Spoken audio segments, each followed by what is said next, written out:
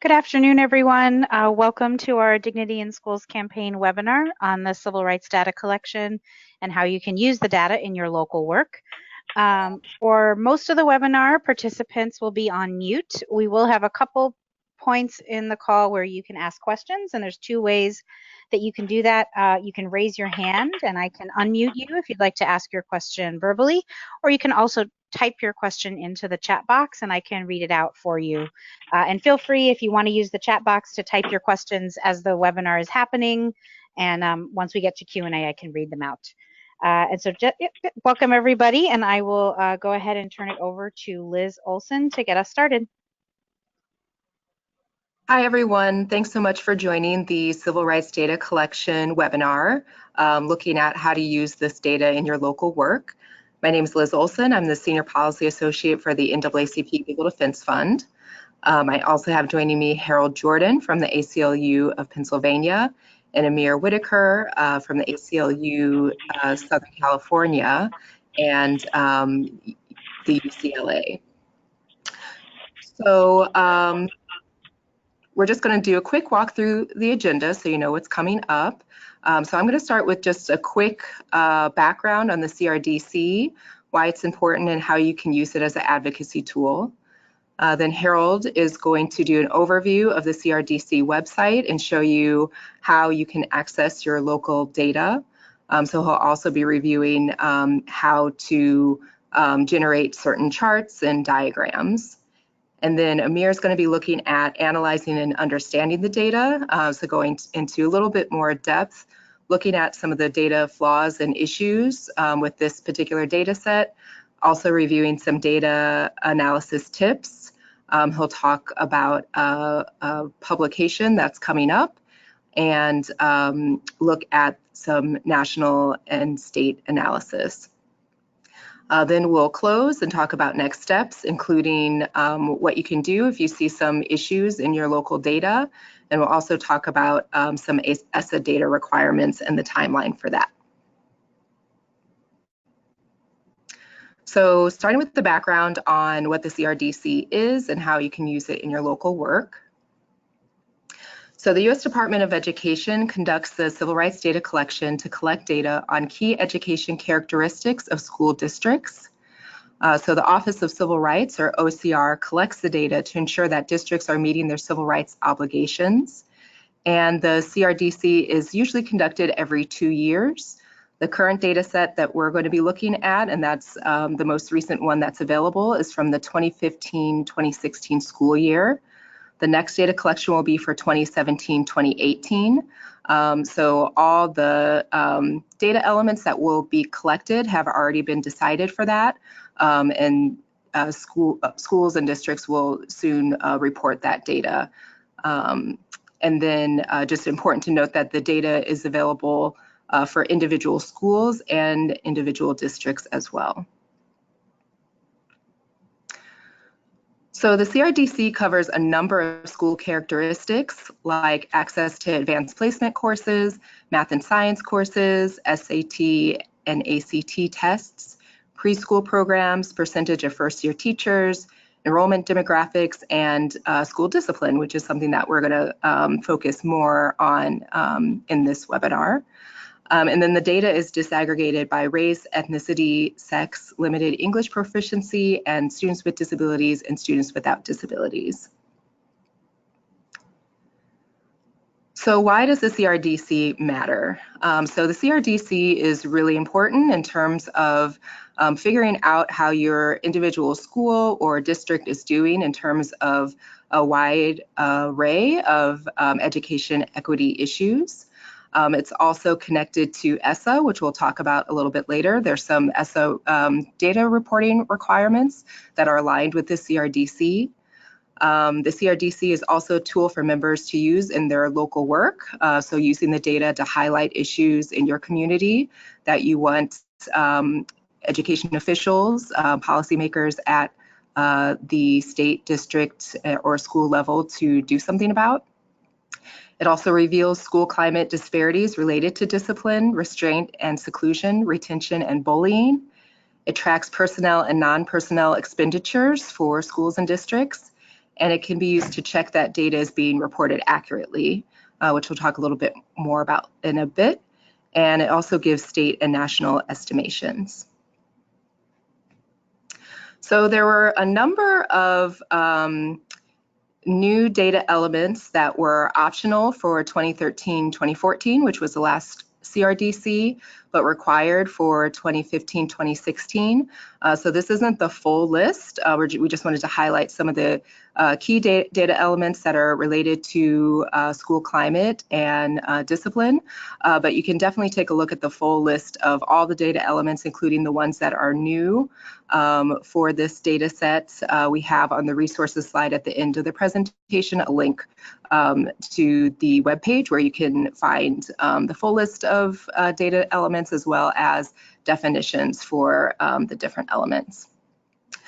So some of the elements that were optional for 2013-2014 but required for 2015-2016 include number of incidents of violent and serious crimes, number of school days missed by students who received out-of-school suspensions, number of students transferred to alternative schools, number of instances of corporal punishment, pre-K through 12, number of allegations of harassment or bullying on the basis of sexual orientation or religion, and number of full-time equivalents for psychologists, social workers, nurses, security guards, and school resource officers. So, definitely really important in terms of being able to show a particular school's access to school support staff that can help promote positive school environments, and other personnel such as school resource officers that can have a negative impact on school climate. And then there's also some additional elements, including data on school characteristics, early childhood education, college and career readiness, and school staffing and resources.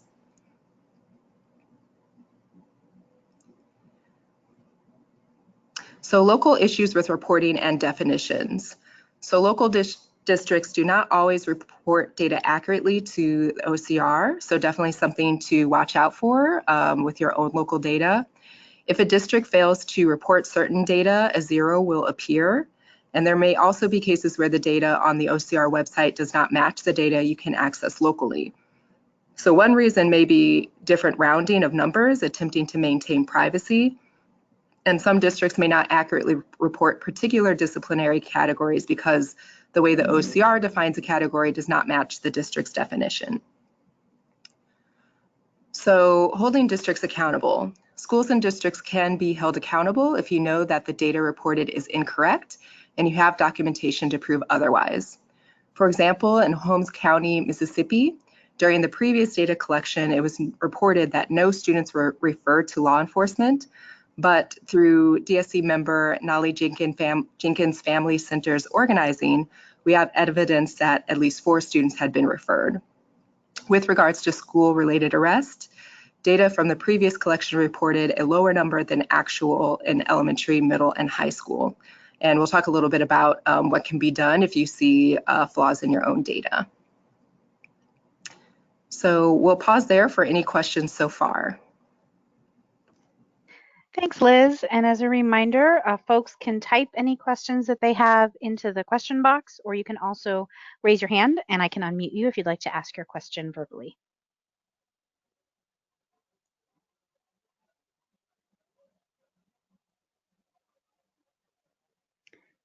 And if there are no questions at this time, I think we can go ahead and continue. And our next speaker is going to be Harold from the ACLU of Pennsylvania. Good afternoon, folks. I'm Harold Jordan, Senior Policy Advocate at the ACLU of Pennsylvania and a longtime DSC activist. I wanted to my goal here is to make people feel comfortable using the site so that you can get some basic information and analysis that you can use on the local level. So that's what the goal of this presentation is. And I should say that the text of this webinar, the slides of the webinar will be available on the Dignity in School site. So you don't have to try to remember everything you're seeing and hearing today. So in 2016, the Office of Civil Rights made some substantial changes to the site. and added a bunch of new features, which I want to call your attention to. First is 3 different data analysis tools that I'll explain in just a minute, but they automate the process of making calculations and comparisons.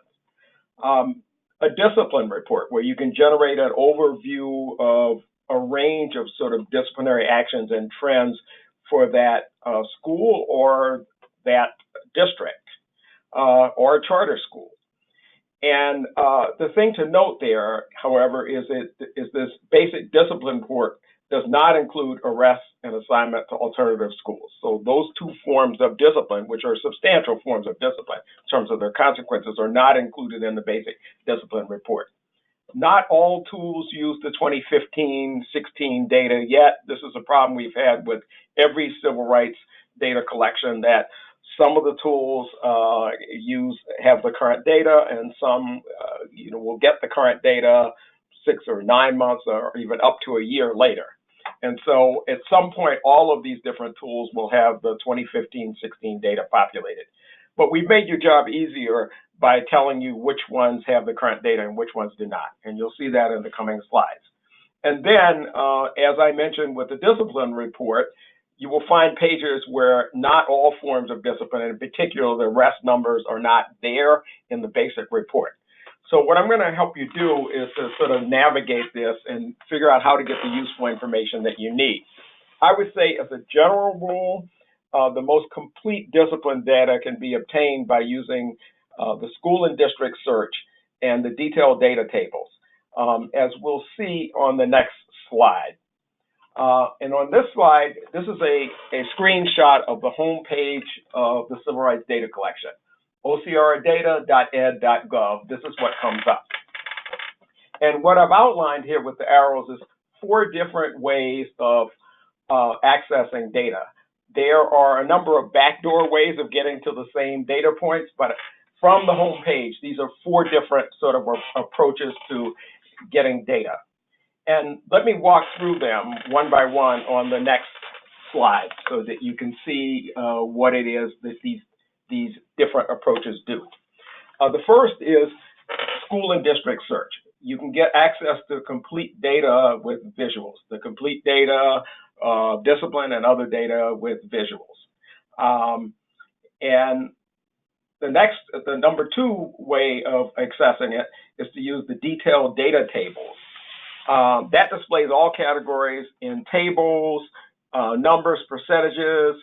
The nice thing about it is that you can download it in Excel or PDF or comma separated variables and work with it on your own computer.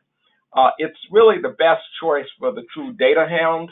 However, there's nothing automated in it. It just spits out the data according to category, number, gender, race, etc. And you have to do the math yourself. The third approach is to use the data analysis tools that were added by OCR in 2016. However, of the 3 tools, and we'll take a look at them in just a minute, only one of them is populated with the 2015-16 school year data so far. And once again, not all tools report arrest trends. They all report suspensions, but they don't all report arrest trends. The 4th approach is to use the summary discipline report.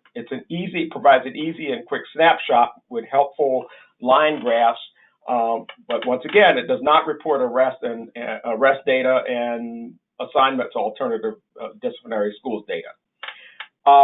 However, one nice thing about it, and we'll see this in a few slides, is it displays suspensions by race and gender in a unique way. So it has race and gender on the same graph, which is quite nice. It's another way of looking at suspensions. So in my presentation today, I'm going to walk through 2 of the approaches, give you a lesson in sort of 2 of the approaches. But before doing that, I just want to give you a sense of what is in the data analysis tools. So from the home page, if you click data analysis tools, this is what comes up, the 3 types of data. And as I said, only one of them has the information for the 2015-2016. That's the 3rd one on the bottom.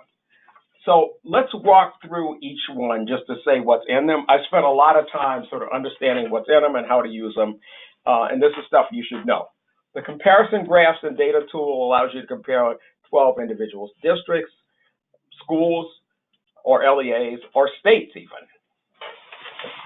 And for each one, the rates are compared to national rates for that category of discipline. So that's a very helpful thing if you want to know how your local school or your local district compares to the nation. You have the option of generating bar graph, that's the default, or switching to a table, and you can export the data. However, it does not have the current date, the most recent data. That's the thing to know. The second data analysis tool provided by OCR since 2016, is the detailed graphs and data, similar to the above, but it's limited to comparing only two entities, schools, districts, or states. It actually contains a much more detailed comparison than the comparison graphs and data, but does not allow you to compare any category of discipline to the national rate. So there are pluses and minuses of each approach. But you do have the option of generating a bar graph or a table, and you can export it into Excel. However, it does not contain the 15-16 data just yet. I will certainly post an announcement with Dignity in Schools and on our site, nzerotolerance.org, when the 15-16 data arrives. And then the final data analysis tool provided by OCR since 2016 is the outcome calculator. That does contain the 15-16 data, but it's pretty much limited to out-of-school suspension and expulsions and not the law enforcement related data. That allows you to select a larger number of entities, such as schools or districts, up to 250. It generates tables, no graphs, but you can export them into Excel. So as you see, there are pluses and minuses of each way of accessing the data. So in my remaining time, I just want to walk you through two of the approaches. So this is a quick lesson with some screenshots to sort of show you how it works. So if you start with the school and district search, you can select the school or district, you can put in the name of that entity, and then generate a report. What I've done here is to show you, if you scroll down the page, it shows you these pie charts of certain categories of discipline. By enrollment, race, in-school suspension, out-of-school suspension, expulsion, and that is a typical way that it is represented there. Can you go to the next slide, please? So these are the pie charts that are generated once you get into a report on a particular entity. And the one that I chose was Shelby County, Tennessee, which is where Memphis is. That just happens to be what I chose. However, if you would like to get more detailed data about other categories of discipline, you have to click on one of the entities on the right-hand side in the bar. And since a lot of us in DSC are interested in arrest rates, I chose that as an example. So if you click on the school-related arrest, you'll see the bubble right there, and go to the next slide, here is what you see. You can see it as a bar, and this is discipline of students with disabilities, the school-related arrest. And this shows it, the breakdown by race arrest for students with disabilities. You can also get that for students without disabilities, and there's several other categories, but I just gave a screenshot of just one example. And if you click on the table tab there, you get what appears on the next slide. Arrest table for students with disabilities.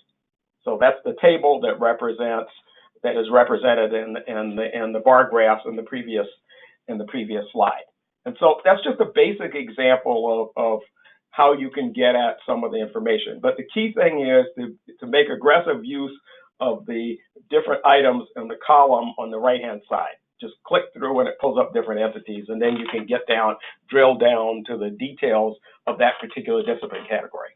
One of the new, as Liz said before, one of the new sort of bits of data that were collected for 2015-2016 is lost class days of instruction due to suspension. And so if you click to the next slide, I'll show you how you get there, what that is. This is what it looks like. But the easy way to get there is just to find that on the right-hand side column as one of the discipline categories under additional discipline and bullying facts. That is one of them. And if you click on that, school days missed due to out-of-school suspension. It does not include expulsion. It does not include other kinds of discipline, just out-of-school suspension. And so you will see what it looked like. And here I took my home district where my kids went to school, Philadelphia, Pennsylvania, for 2015-2016, and you'll see that 44,000 Black students lost more than 44,000 days of classroom due to out-of-school suspension out of a total number of lost days of 57,554 for that district. And there are a variety of ways that you can use that kind of information, and my colleague Amir Whitaker is going to give examples of that, how you can use that in your local work. Finally, what I'd like to do is to take you to another way of accessing the data to generate a fairly basic but useful report, and that is what's called a discipline report. You can get there from the homepage, ocrdata.ed.gov. And if you click on discipline report, it gives you two options. You can type in the name of the school or district, and then you will select that and generate a basic report. What they call it, they actually call it a custom report, but it's a standardized report. Or if you can go to the next slide here. Thank you. Here's an example of selecting by district or school name. The other option is what we see on the next slide. And that is you can search by criteria, a very interesting way to do it. And so here, instead of asking for a particular district, you could pick something like a state, and then you can say, give me every single district in which, and I give the example here, Black females, more than 20% of Black females are suspended. That's the kind of thing you can do. And what it will do is that it will generate a list of districts within that jurisdiction. That's exactly what it does. And then you can kind of drill down. So if you could see for a particular region or county or state, it maxes out, I believe, at about 200 entities, which districts have in which Black female students are suspended at rates greater than 20%. That's another way that you could approach it. However, in the basic data report that is generated, the basic discipline report where all you put in is the name of the district or the name of the school, one of the reports you will get is something I urge you to take a really close look at, and we display it on the next slide. So you will get a report that has all of the pie charts that we saw in the previous way of accessing data. But if you scroll down the page, what you will see is that suspensions are represented here in a different way. And it is one of the only places on the site where it generates a display of suspension rates by race and gender in the same table, in the same chart. So this is a unique view of it. And so you can see, for example, that for students without disabilities, and I believe I know I took Philadelphia for 15-16 school year, that say while 12.6% of all male students without disabilities are suspended one or more times, 7.5% of female students in the district. However, you can break that down differently for each racial and ethnic grouping. So it gives you a unique and somewhat different way of looking at displaying and looking at suspensions than you get from any other type of chart or grid that you have on the site. So that I do call that to your attention. Although the discipline report does not have the law enforcement data in it, such as arrests, and it does not have the numbers of kids that are sent to alternative disciplinary schools, it actually does display some things in a unique way, and in particular, the out-of-school suspensions by race and gender. So it is a tool that is worth using. And then finally, I just wanted to call your attention to, in the next slide, our website, where we're constantly really on a pretty much daily basis, always tweaking things, adding things. And there's a section called Using Data, which has a number of tools on it. It has past webinars, links to past webinars. It has an explanation of trends, including where media have done investigations, government reports, and et cetera, all on one page. It's sort of a one-stop shopping approach to understanding how to use data and to accessing summaries of data trends. And so now I'd like to turn it over to my colleague at the ACLU of Southern California, Amir Whitaker, who's also a researcher at the UCLA Civil Rights Project. Great, thanks, Harold. Good afternoon, everyone. I'm here in Southern California with my colleagues, and we're tuning in, and big thanks for Dignity in Schools for all the work they do and continuing this movement. First, want to address some of the data flaws and issues in the 15-16 data, and I just sent some links that should be available in a second that have the actual manuals from the U.S. Department of Education, and this language is from them directly. And I apologize if it's overwhelming, but I put rectangles over the notable things. First, that most of the data regarding juvenile justice facilities has an error. You see 400 of the 608 facilities are problematic. There's also an issue with law enforcement data, unfortunately, where for 70,000 schools or 69,000 schools, we have the 13-14 data instead of the 15-16 data because of some inadvertent error that carried over the data. So, whether we're still waiting to see whether there'll be an update release or what. Also, states with problematic data historically still have problematic data. Hawaii and Florida, notorious, have entire areas and indicators that they left blank or underreported. And many of us have seen some of the interpretations with the first look from the federal government as well. Okay, next slide. So I want to talk a bit about how to analyze and understand the data and some of the pitfalls from different analysis ways. So a lot of the numbers you saw in Harold's presentation deal with, the risk percentage, or often called suspension rates. The one example he said, Black girls, looking for districts where Black girls, 20% had a 20% suspension rate. Now there's the risk difference, which is the absolute difference. So if Black girls were suspended at the 20% rate compared to a 10% rate with white girls, then there's a 10% difference between the two.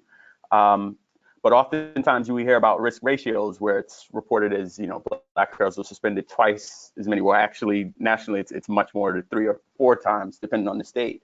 But risk ratios compare the two groups to each other.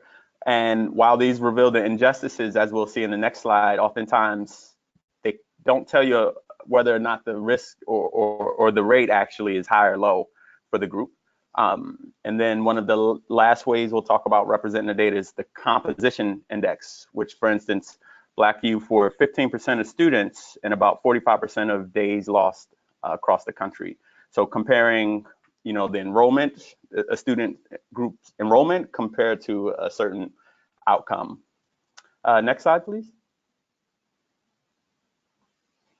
And this slide translates some of that. So we see here, if we look at the middle district, Dorchester, right? We see they actually have the highest risk rate. So, and this is hypothetical data, but we see if their risk rate was 17% or 17% rate for Black students compared to 6% for white students, if we look all the way to the right, the risk ratio is not the largest, right? It's only 2.4. I don't want to say only because that's large already. But comparing Black to white students, we would say Black students are 2.4 times more likely to be suspended. But if we look at the district below, for instance, Montgomery, where Black students have a risk suspension rate of 5% compared to a rate for 1% for white students, we can say, oh, Black students are 5 times as likely to be suspended there. And while this highlights, the disparity in terms of understanding the rate, it doesn't represent the data. So it's just important to include both. Dan Olsson at the UCLA Civil Rights Project is against using risk ratios, so you don't see them a lot in our publications, but it's good to understand them both. Next slide.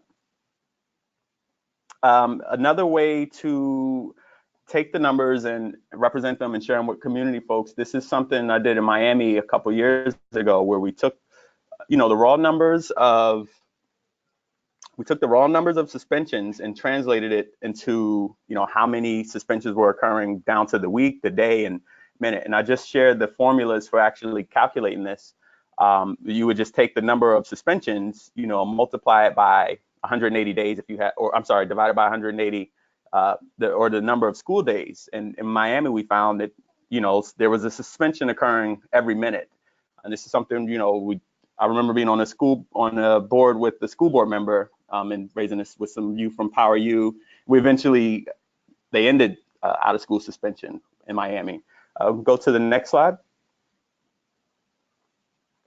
And this is another report card or way to analyze the data. And this is using our report card method. So this is a report card from Pinellas County. And I'm going to share another report card from Stockton County here in California. But you see it's 3 areas, right? And the collection of bar charts on the right side represent the composition index. So you can't see it now, but I just shared the links that you can pull this up later. But the blue bar is the percentage of Black students in the district. But all the way to the left, so Black students are less than 19% of the students in the district. But if you look all the way to the left, you see there are over 60% of arrests, over 50% of suspensions, over 40% of students labeled, emotionally, behaviorally disturbed. It's emotionally disturbed here in California. So on and so forth. So putting together a concise, 1 or 2 pager report card for your district is a really good way to represent the data. And the video link that's provided and all the links just shared, you can see an example of this. Actually, Jesse Williams used this report card and he's using some of the numbers to question the school resource officer who couldn't respond to some of them. So that's a good way. Next slide, please. Here we have I'm wondering about, so my computer is a little more delayed than the other, so I'm just going to look at this screen. So this is a report card from our ACLU of Northern California office. And in Stockton, they did with the Stockton Equity Coalition and folks out there. And you see the same 3 areas: school discipline, equity and school outcomes, and school arrest. And this one's more fancy with infographics and different things, but the links are provided there as well, so you can see. It's a combination of the data. You see the composition index, you see the risk ratios, and you see raw numbers with the $3 million being spent on school police, which this data isn't available through CRDC, but can be requested. So combining the data and methods like this is helpful as well. Next slide. And this slide shares the reverse sides of both report cards, because it's important to not just highlight problems, but demand solutions, because right power concedes nothing without demand. And the report card on the left in Pinellas County, we actually got more than half of these recommended, we call them remedies, in place in the district. So it's important to, highlight the problems, give the solutions as well. And you see with both report cards, the bottom of them have the different citations, and you can use a combination of state data combined with the CRDC data. All right, next slide, please. All right, so at this time, I'd like to share a preview of our upcoming publication. So you'll see this both, UCLA Civil Rights Project, we're publishing something hopefully within the next 3 weeks or so when Dan Olsson returns from Machu Picchu. And at ACLU, we're going to publish a national blog and have the data dashboard that I'm going to show you how to navigate right here in a second, that shows all the different schools and have different rates. But let's start with the publication. So this first map here is the 11 million days of lost instruction mapped across the country. And the shade color indicates which states lost the most days. So you see California there, almost 750,000 days of instruction in a single school year. So 11 million days of school across the country. I think that's about 60,000 school years that our students were taken out of classroom. So these are the different components of it. We have lost instruction. We're also going to cover student arrest and law enforcement referrals. We're going to look at support staff and school police and security in schools. It's some of the new data reported. And also school shootings. So this was the first data set where all, almost nearly 100,000 public schools were required to report whether or not they had a school shooting and also a deadly school shooting. So we're finding interesting trends with that we'll talk about. But this is just a preview of it. So none of this is all preliminary. The numbers could change. This is not for public reporting, but I did want to show you all how to use it and some of the things in it. So this first chart looks at lost instruction and some of the numbers we're seeing. And again, we're still cleaning the data and uncovering errors and different things, but all students lost about 23 days per 100 when it comes to instruction. We're taking out of school that much for suspension. With Black students, you see there with 66 days per 100 with lost instruction. So for every 100 students, there are about 66 days. And you see on disparities go on down again with students with disabilities as well there. And if we go down further here, we have, let's see, by state level. This will be in the report as well. Again, 11 million days across the country. And the disparities vary widely by state. You see some states, we're finding the numbers over 100 days or 100 days lost per 100 students. Basically means for every student in the district, there's at least 1 day lost for suspension. And you see a lot of this with Black students, entire states where these are some of the rates. But students of color, you see large disparities here, in Connecticut and other states with Latino students. So this will be in the report as well. And we look at the race gaps, which using a composition index, Black youth are 15% of the students, but 45% of days lost. So we know there's an achievement gap, right? But there's also a gap in learning opportunities, apparently. And once again, California, we see you with this 750,000 days of lost instruction. And we see the same trends with law enforcement or arrest referrals. And it's important to note that in our analysis, we're taking the highest or lowest, I'm sorry, the highest if they have arrests or referrals, because entire districts, for instance, here in Los Angeles, reported 0 arrests. And we know that's just unlikely when you have, over 500,000 students, mostly students of color, but however, they reported referrals. So for that district, we took the referrals. And we see the same disparities with Black students. This is per 1,000. Black students arrested at about 34 per 1,000. Students with disabilities, 27. Latino students, 20 per 1,000. And as we go down with subgroups, it gets lower and lower. So these are some of the numbers.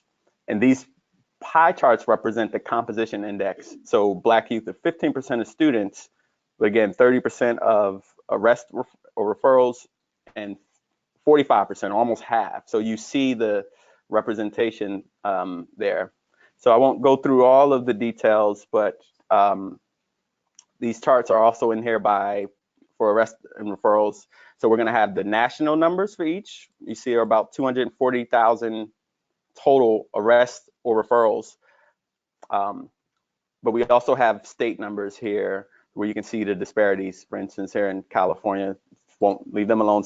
Black youth are 6% of students, 17% of arrests or referrals in the states. And we also did this for staff and support ratios. So,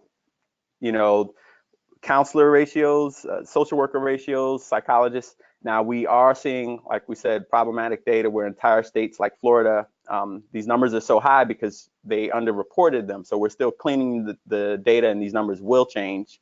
But we're also calculating the percentage and number of students in schools with cops and no counselor.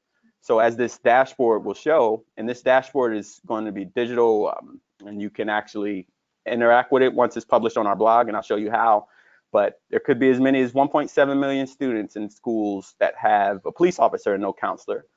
5 million with the same when it comes to having a police and no nurse. But again, entire states like Florida underreported their nurses. Almost 10 million with no school psychologist and a police officer, and 14 million with social workers.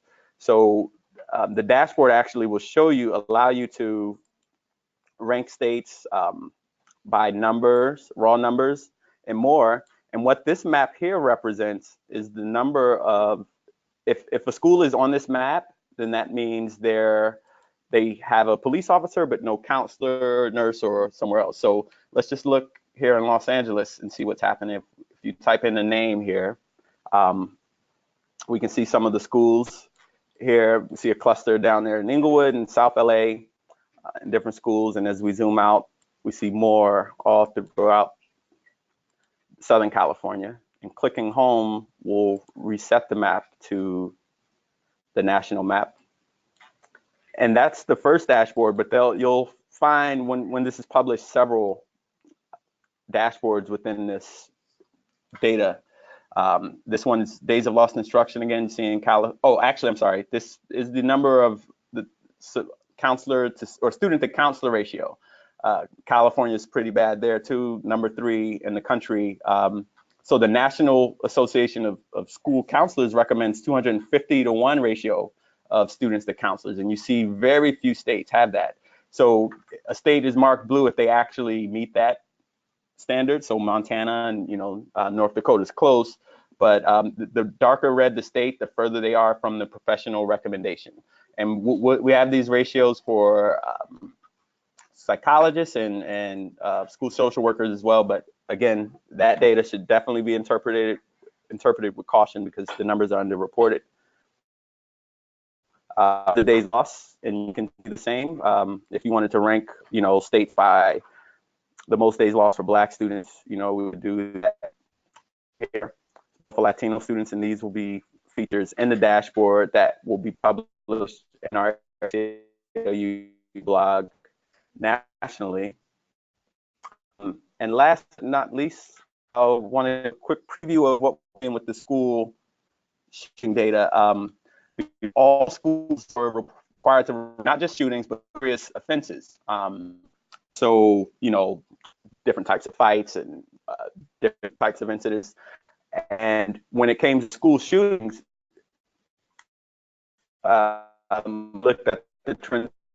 Those 16 deadly Hey, Amir, shootings reported where I don't mean to interrupt, but you are breaking up a bit. Can you hear me? We looked at both, and we were taking.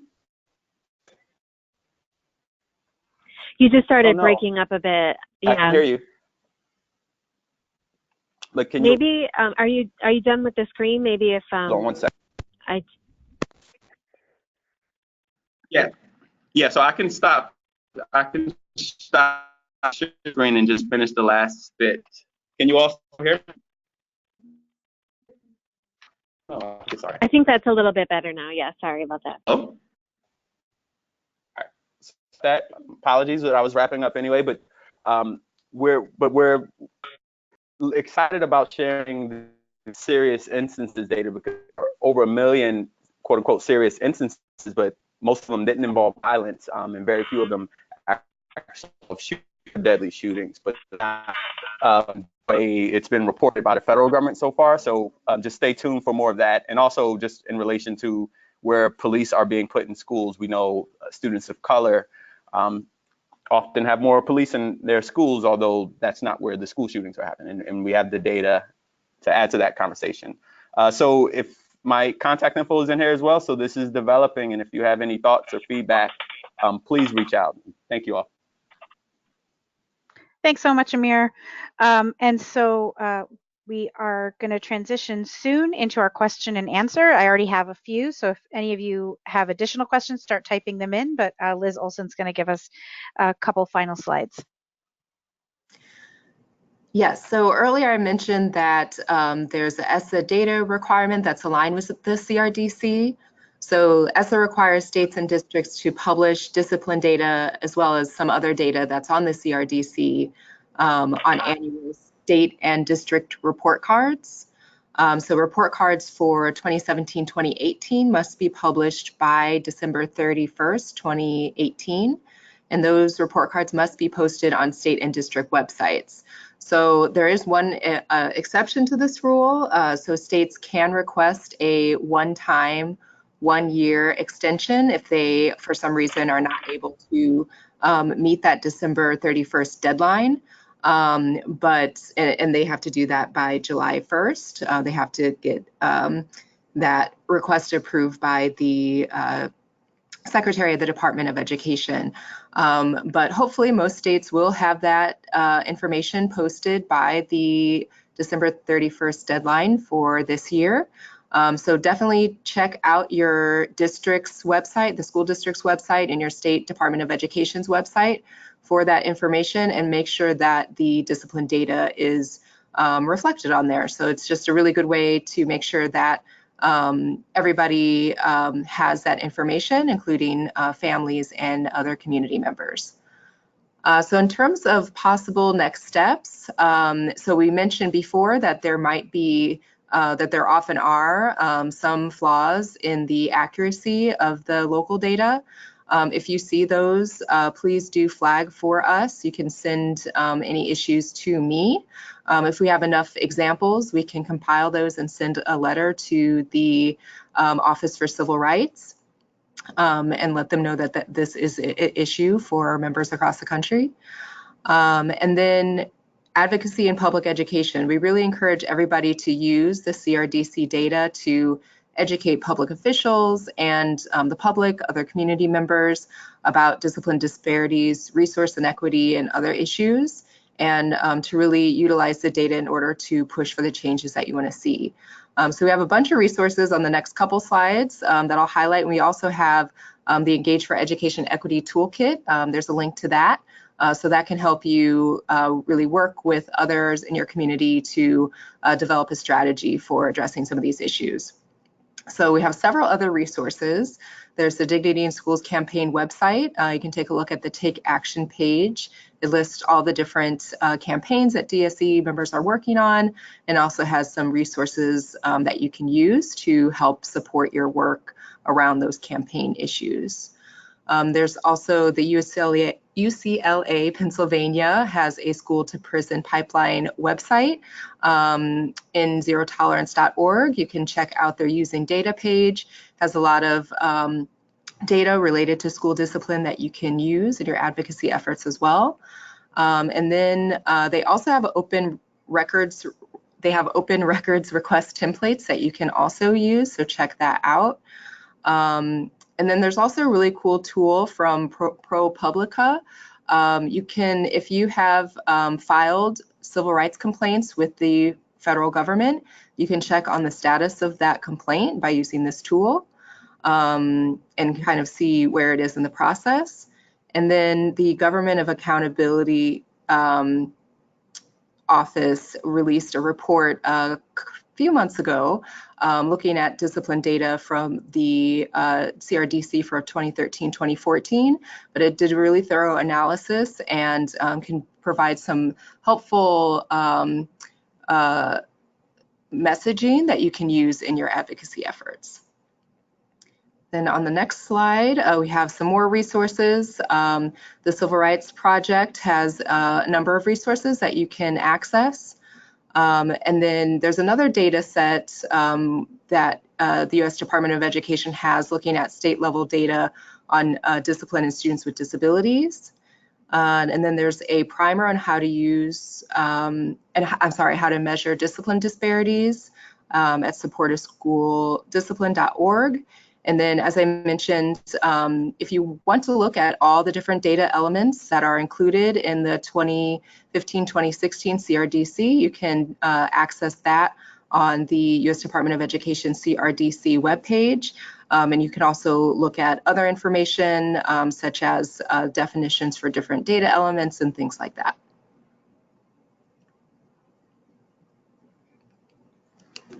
Great, thank you so much.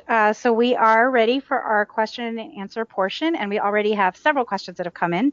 So I'm going to go ahead and start reading those. We have a few for Amir about the presentation of the tools that you shared. So one question is, when will the report be public?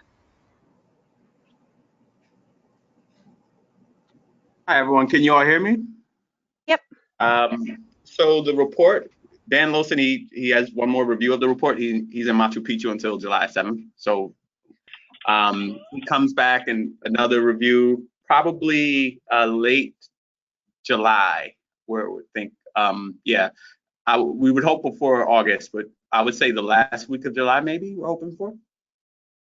Great. And if Thanks. folks are really interested in, we might have like an early like brainstorming, you know, because we want to make sure it's most useful to advocates, right? That's why we're sharing it now as well. So I don't want to like hide the ball until it's available, so we can have like another brainstorming session. And if you have specific questions about your state, please reach out. Great. And there's a couple other questions that came in about what data will be available. So one question is, you talked about the data for lost days of instruction with students with disabilities and students by race, but there's a question if it'll be disaggregated for students with disabilities and race together, and or race and gender together. Right. So we're definitely seeing huge trends when we disaggregate the data. We'll have some preliminary reporting of some of the trends, but the larger look at the data will come more in the fall. That's a good question. Thank you for raising that, because we do want to include that. Great. And in terms of the data on arrests, is there any data that reflects the reason for the arrest or the type of arrest? Unfortunately, we don't have that. We know certain states, like Florida, for instance, they have that at the state level, but we don't have reasons for arrest. We only have serious offenses, but they're not aligned because there are over 1 million quote unquote serious offenses, and we don't agree necessarily with that categorization. And there are not only, but about 300,000 or 290,000 referrals and arrests combined, so they don't line up exactly. So there's no way for us to tell with the federal data. Okay. And one other question for you specifically, where will your report be published? So the paper report or PDF nowadays will be published with the UCLA Civil Rights Project, and all UCLA published reports are accessible through their repository, so it'll be publicly available. But I'm also publishing a blog with our ACLU.org national website, and that's where the database, the dashboard that allows you to navigate the data, will be published there as well. So it should be public, and we're going to do press releases and stuff that will get it out there in the media, and you'll be able to access it. Great. And as soon as it's available, we'll circulate it on the DSC lists as well. Go ahead, Harold. Yeah, and this is Harold. I just wanted to add that in the resources page, we listed the gateway page for the Civil Rights Project's various reports. So there is a URL in the resources that'll take you right to where the report Amir mentioned would be posted. Great, thanks, Harold. And I'm sorry, one last thing to add to that, because Harold talked about the zero tolerance, is we're working with Harold to do like a Pennsylvania state level dashboard that's going to be on their dashboard, and we're going to have a California level one, and we'll do another webinar. Maybe we can reconnect with Dignity in Schools, where I show you all how to create a dashboard, because this software is called Tableau Public, and it's actually free, and I can create a file for you to download and create a state level dashboard for yourselves. That's really exciting. Thank you. Yeah, I would add, in Pennsylvania, we're also actually comparing the federal data to the state data, to the data that school districts submit to the state, which is in a different form. And so we're going to have some additional analysis that show you how you can use the federal and the state data together to come up with observations. Great. So, and that'll be on nzerotolerance.org, using data page. That's great. We also got a couple questions about some of the trouble and problems that people have found with data. So I'll ask each of those. The first one is that they had noticed issues with the number of SROs reported in their local school districts, and asked to explain more what you mean by the question that SROs were carried over in the numbers. So if you could explain that a little more. Sure. So unfortunately, for about 3/4 of schools, and again, that's part of the reason why I shared the federal government's link to their manual, because they use the word inadvertently. That's not my language. I think they have to explain this more, but basically, through some error, it automatically, instead of taking the 15-16 data, it took the 13-14 data. It did this for no other indicator as far as we know so far. So we basically just have old data for the schools or districts. But I definitely encourage folks to still use this data and actually use it as a way to engage their schools and districts to provide more updated data, because it should be out there. And also, since this is the reporting year, in this December, all districts and schools and states will have to submit the 17-18 data in December. So get those open records acts ready to follow up with that. But basically, the error means they are using the 13-14 data. Okay. That answers the question. Yeah, and we also got a question. We have someone on the line from the ACLU of Hawaii, and they were wondering what the perennial issues have been with their data in Hawaii. They're starting to notice issues themselves as they're looking at it, but just wanted any insight on why or what the reasons or areas are where they're being particularly bad with the data in Hawaii. Sure. I just definitely want to tell my ACLU colleagues that I can't talk about this issue unless they fly me to Hawaii to talk about it. I'm kidding, but we can have another deep conversation about this. Yeah, every single year that I've seen their data, there's been errors, especially with the law enforcement referrals and arrests and other things. So I've been working with Sarah Hinger and UCLA to look at some stuff that we actually got from Hawaii. So we can have a separate call about that. But Hawaii is, I can basically say, the worst state when it comes to reporting historically, every data set. So at this point, it's just like gross and a blatant disregard for their obligation to comply with the federal government. Wow, okay. So definitely we can help connect you after the call. Yeah, and I would add, this is Harold, and in particular, the rates of referrals to law enforcement are really so high that it calls into question the accuracy of all of the law enforcement related data. They're just like ridiculously high. So it just means to me, it says to me that there's a basic problem with the trustworthiness of their at least law enforcement data. We have a few minutes left, and there's two other questions I wanted to share. So one is about alternative schools, and there's a question if there are any trends that folks could share about alternative schools, but also specific to the CRDC. Is there a way to pull out alternative school status specifically when looking at the data? Yes, there is. And actually, in our report, we'll look at the flags because you do see higher rates at the alternative schools for everything. But this is also the first year that the CRDC included what they call transfers to, or disciplinary transfers. So, we hear a lot of charter schools, for instance, are pushing students out or transferring students for behavioral reasons. So we'll be able to see where that flow is coming from. But yeah, absolutely. Some of the highest suspension rates in the country and highest arrest rates are the alternative schools. And I think we have to do a separate report or snapshot on those schools specifically, just because the data is so, it really contrasts with traditional schools. So our youth there are really being harmed. So this is Harold. The quick and dirty way to get there is through what I called lesson number 1, the school and district search. So if you go through the school and district search, you type in the name of your district or your school, and then you look, you can select referrals to alternative schools or transfers to alternative schools as one of the options on the right-hand column. So when you go back through the slides that we'll send you or we'll make available after this, and go through my lesson number 1, and you can pick the transfers to alternative schools right off the list. Easy as pie to generate it yourself.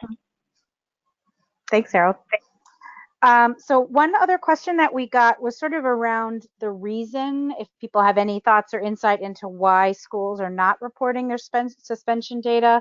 And, one question is how it might hurt either the real estate value of the neighborhood where the school's based, or in other ways hurt the school. Is that why they're not doing it? Or are there other reasons folks see for why the data is not reported at all or reported accurately?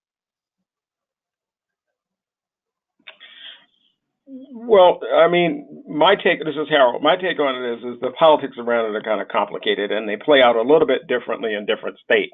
I would have to say that Pennsylvania was ground zero around this whole issue of underreporting, especially during the No Child Left Behind era, where the state used some of the data in order to come up with a calculation of persistently dangerous schools, which is a federal mandate, but each state has its own algorithm for calculating persistently dangerous schools. And lo and behold, we had more than any state in the country, and Philadelphia had more than any city in the country. We had more than most states did. And but the interesting thing was the state politics around that. That was used as a way of attacking the district and saying, we're not going to fund you more because you don't deal with those unruly Black children and you have persistently dangerous schools. And so the district dealt with that by discouraging schools from reporting certain kinds of things. And so now there are no persistently dangerous schools. So there is a politics that's connected to funding and racism in state legislatures. That's how it played out in Pennsylvania. We were really ground zero for this because we had more than any other state in the country. So that's just one example. And I encourage you all to use, I think the link is somewhere in here, the language from the federal government reminding each district that, that someone has to certify the data as accurate. I believe the superintendent or some official. Superintendent or the state secretary of education. Right. So when you have that level of person signing off on, they put their signature on it, their signature is supposed to mean something. On the East Coast, we always say word is bond, right? Like your word and your name means something. So, hold them to that. And if they try to deny the high numbers, let them know that, well, this is what your superintendent or state certified is accurate. Yep, thank you. And we've heard in the chat box that New York City does the same thing. People are sharing that as well. And I think there was just one other follow-up question I saw come in terms of the Hawaii conversation that folks were having and noting that the numbers were so high. Do we think that Hawaii numbers are actually lower than average, or we just have no sense because we can't get sort of accurate data for that state? It's really hard to get an idea of what's happening in Hawaii, but there's some indicators where we can see, the numbers are accurate, but for some, like for instance, I think they reported 0 law enforcement in schools, so we know that's like not accurate. But yeah, it depends on the variable, but we can definitely take a closer look at that and definitely welcome any trips to Hawaii. Okay, cool. We are at the 1 hour mark, so I just want to see if any of the speakers have any final thoughts that they would like to share before we close. This is Harold. I just want to encourage people not to be intimidated, to jump right in and start using the data. And, there are any number of tools out there that describe the best uses of data. There's stuff on our site and how you can use it and how you can use it to generate things like the report cards that Amir showed. But use it. Jump right in and use the data. It's your friend. And continue to communicate with your colleagues in the Dignity in Schools campaigns about what you're seeing, so you'll be able to compare notes with other folks who are actively working.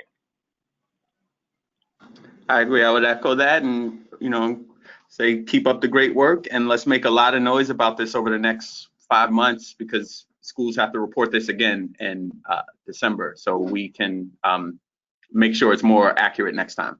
But thank you all. Yes, thanks for having us. Thank you. Thank you, everyone. Have a great rest of your afternoon.